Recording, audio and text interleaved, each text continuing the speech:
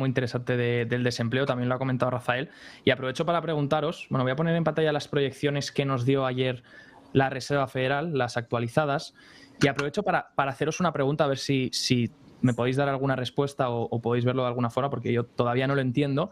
Y veo que ahora mismo la Fed está proyectando una inflación todavía mayor, porque ha aumentado esas proyecciones para 2023, 2024 y 2025.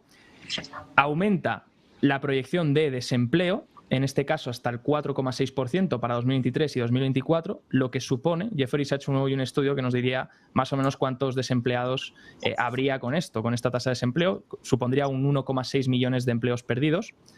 Pero aún así dicen que no hay recesión. Aún así seguimos viendo un crecimiento, y ha sido algo similar en lo que he visto en el Banco Central Europeo, que se sigue dando un crecimiento real que sí, bueno, está por debajo de la tendencia, lo dijo ayer Powell, del 0,5% en 2023, pero luego recupera el 1,6 y el 1,8. Entonces pregunto, le hicieron además en la pregunta de la rueda de prensa, esas preguntas donde dice Pablo que se intenta buscar algo, ¿no? Buscar un poco de esperanza para que me salven las posiciones y no me salte el stop, pero dijeron, le preguntaron y dijeron, la recesión no está sobre la mesa. A lo que el último discurso de Powell ya fue ese, que él creía en el soft landing. Entonces mi pregunta es, ¿cómo puede ser que siguiendo siendo hawkish, aumentando las proyecciones de subidas de tipos, aumentando las proyecciones de la tasa de desempleo y viendo que el crecimiento se va a ver mermado, cómo puede ser que no haya una posible recesión, aunque sea leve? ¿Cómo lo ves, Pablo? Yo, desde mi punto de vista, la respuesta es súper fácil. Mienten. Mienten, o mentir, significa exponer un concepto a sabiendas de que no estás diciendo la verdad.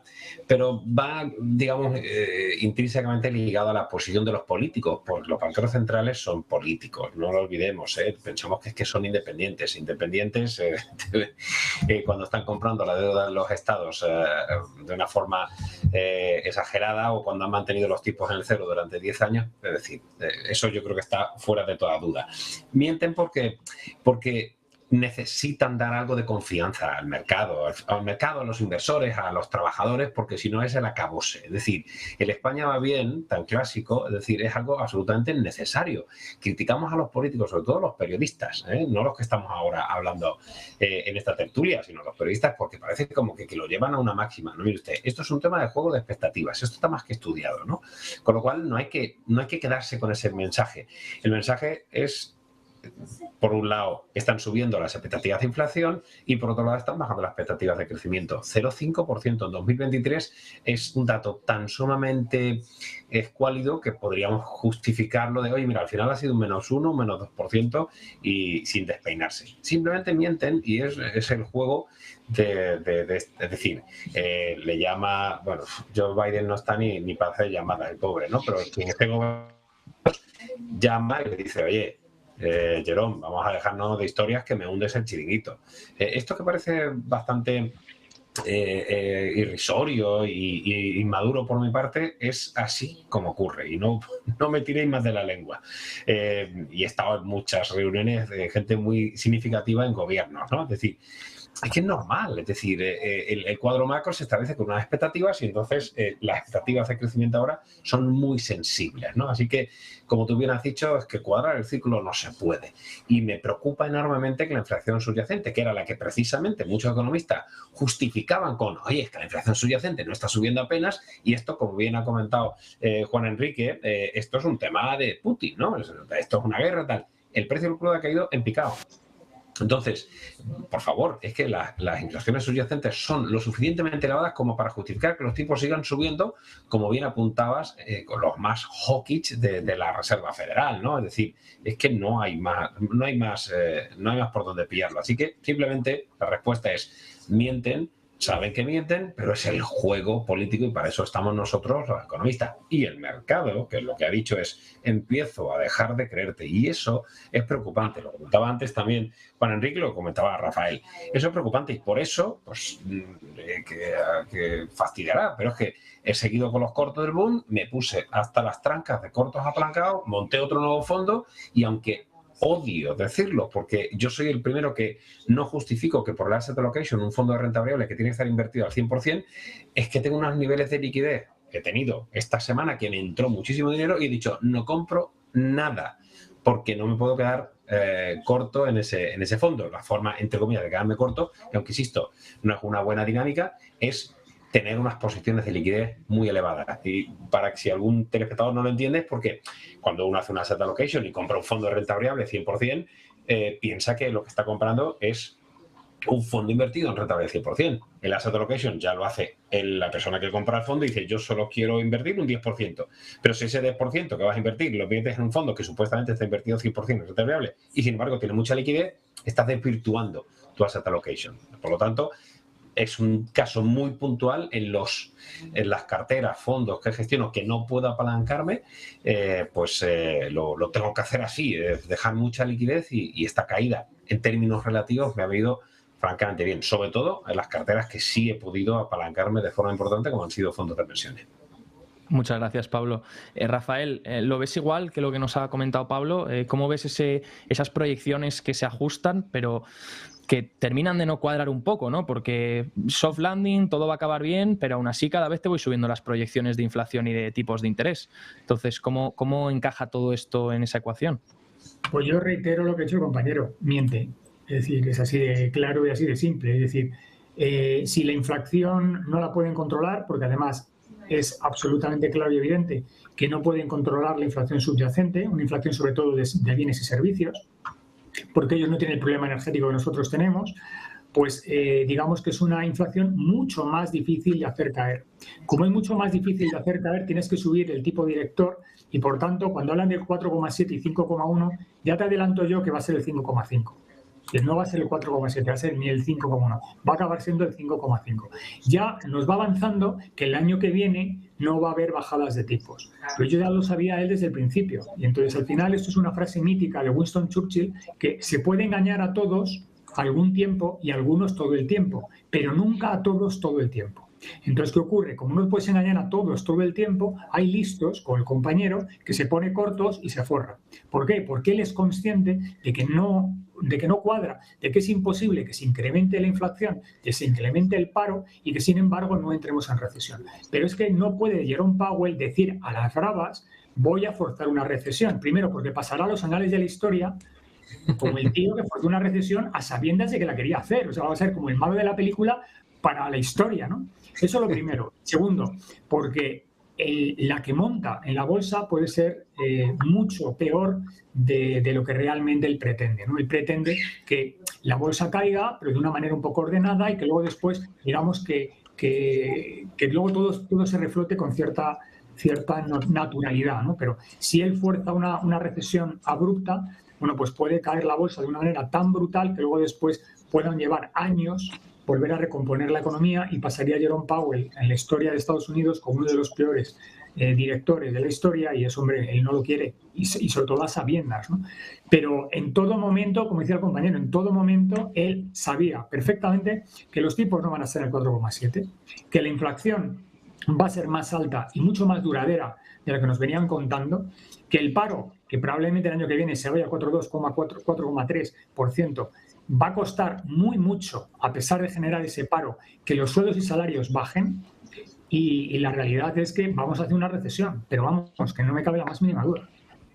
Hoy además hemos tenido retail sales negativas, menos 0,6 en el mes en Estados Unidos, y algo muy interesante que has comentado, Rafael, que podría no ser el 5,1, sino que podría ser el 5,5, me sorprendió ayer. Sí que es verdad que en las últimas proyecciones el dot plot todos un poco igualaban esa tasa terminal, y ahora es que vemos que hay gente que está votando por encima del 5, por encima del 6, cercano al 6% en esa subida para 2023. O sea que hay, incluso si miramos, tenemos la mediana en el 5,1, pero si miramos el resto de opiniones van para la alta también. O sea que tenemos hasta el 6%. Tenemos algunos miembros. Juan Enrique, ¿cómo lo habéis visto vosotros? Ahora ya va hablando no tanto del BCE, sino la Reserva Federal, y sobre todo la pregunta que he formulado antes sobre cómo cuadran todas estas expectativas. ¿A vosotros os cuadran? ¿Creéis que se puede conseguir lo que dice Powell o realmente es muy complicado?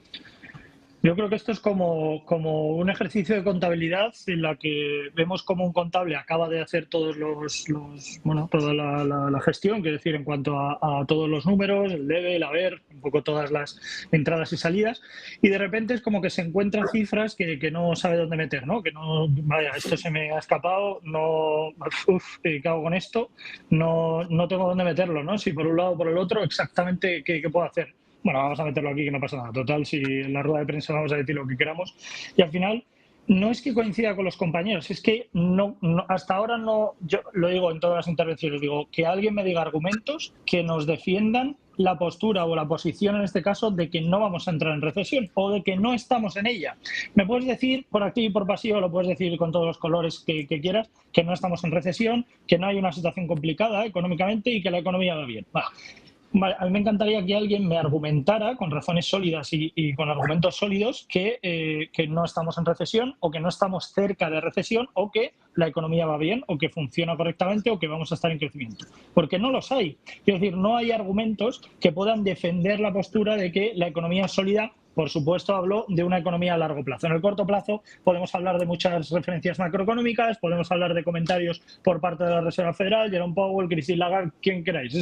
En eso no me meto y obviamente no es que mientan, es que es imposible, quiero decir, que alguien argumente que lo que hacen referencia a lo que dicen no es mentira. Si vamos viendo el balance de los últimos 6 meses, de los últimos 3 meses, del último mes en la economía americana, seguimos viendo cómo el sector financiero sigue al alza, seguimos viendo cómo la parte de consumo sigue al alza, pese a que la inflación sigue creciendo, lo cual lógicamente no cuadra, quiero decir, obviamente tenemos divergencias. Si vemos una inflación en crecimiento y el consumo sigue creciendo, obviamente al final lo que hace es que la deuda en muchos hogares y sobre todo en muchas empresas y en muchos países sigue aumentando. Es lógico hasta cierto punto, pero también es muy peligroso a medio y largo plazo. Y esto es algo que ni el Banco Central Europeo ni la Reserva Federal, no digo que no tengan en cuenta, sino que no hay medidas que estén construyendo o que empiecen a trabajar para paliar esta situación a un medio o incluso largo plazo. Por lo tanto, podríamos argumentar y tendríamos 1000 ejemplos, a lo mejor no 1000, pero sí 25 argumentos que podamos poner encima de la mesa de que la economía no va bien